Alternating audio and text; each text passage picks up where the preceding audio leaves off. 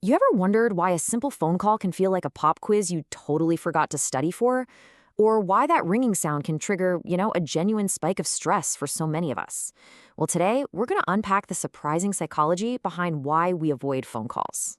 I mean, you know this exact moment. The screen lights up, your heart does that little jump, and you start this silent negotiation with yourself. Your thumb is just hovering over that green button, but you just can't. You let it go to voicemail, you feel this wave of relief, and then you immediately pick up the phone to send that text. If you're nodding your head right now, trust me, you are so far from alone. This isn't just some weird little quirk. For a lot of people, it's a real physical reaction. And yet, even though it's super common, this feeling gets misunderstood a lot. So let's talk about the judgment that comes with this, because if you're someone who prefers texting over calling, I'm willing to bet you've heard a few things about what that supposedly means about you. The labels get thrown around pretty easily, right? You're antisocial. You're too anxious. Or, my personal favorite, you're part of a generation that's forgotten how to have a real conversation. But what do all these labels have in common? They frame it like it's some kind of personal flaw, like something's wrong with you. But what if this isn't about being broken or avoidant? What if there's a much deeper neurological reason for it all?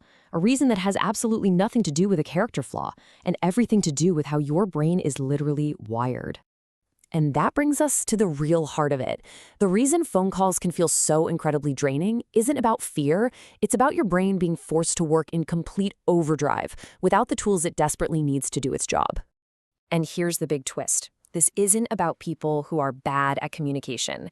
It's actually often about people who are incredibly good at it. We're talking about highly observant people, folks whose brains are just fine-tuned to pick up on all the subtle bits of data in a conversation. The stuff that happens way beyond just the words.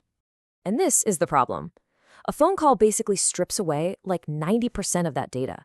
All those nonverbal cues your brain is instinctively searching for, a tiny smile, a nod, a shift in posture, poof, they're gone.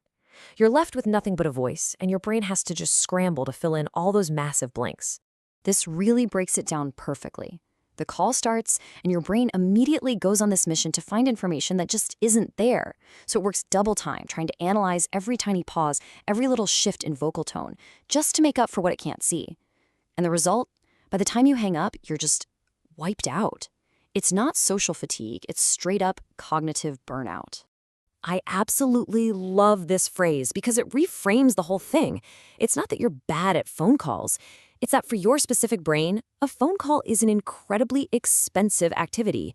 It demands a huge amount of mental energy to get the same understanding you'd get from a face-to-face chat in 2 seconds.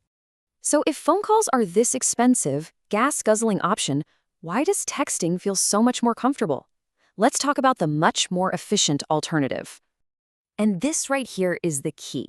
Choosing to text is not an act of avoidance. It's not cowardly. It's actually a strategic decision to use a communication tool that lines up with how your brain already works. It's choosing clarity. It's choosing efficiency. Think about it like this. A phone call has a super high cognitive load.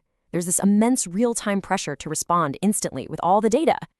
Texting, on the other hand, just lowers that load. It gets rid of the pressure, and it gives your brain the one thing it's craving: time to actually process. And that's the real benefit, isn't it? That little bit of space lets you put together a response that is way more thoughtful and way more authentic to who you are and what you really mean. You're not just reacting on the fly, you're communicating with intention, using a method that works with your brain instead of against it. So the next time you watch that phone ring and you decide to send a text instead, just remember this. Maybe it's not a sign of anxiety at all. Maybe, just maybe, you're choosing the right software for your hardware. You're just using your brain's preferred operating system.